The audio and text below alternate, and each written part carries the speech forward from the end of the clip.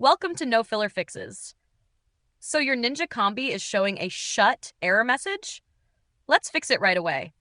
We'll start with the simplest solutions first and work our way up to the more complicated fixes if needed. First, check if the lid is properly closed and locked. The shut error typically appears when the lid isn't fully secured. Rotate the lid gently until you hear a click, ensuring it's fully locked in place. Next, inspect the lid seals and locking mechanism for debris or damage. Food particles or grease buildup can interfere with the lid's ability to seal properly. Wipe the seals and locking area with a damp cloth to remove any residue. After that, reset your Ninja Combi by unplugging it for about 5 to 10 minutes. Then plug it back in and test it again. A reset clears temporary glitches and gives the internal systems a fresh start. If the issue persists, inspect the gasket or sealing ring for wear and tear. A damaged or misaligned gasket can prevent the lid from sealing correctly.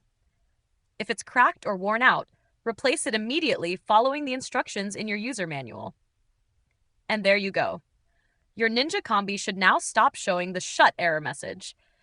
If these steps don't resolve the issue, there could be a deeper problem with the lid sensor or internal components. We've added a link to the user manual at the top of the video description for more guidance, or you can reach out to customer support for further assistance.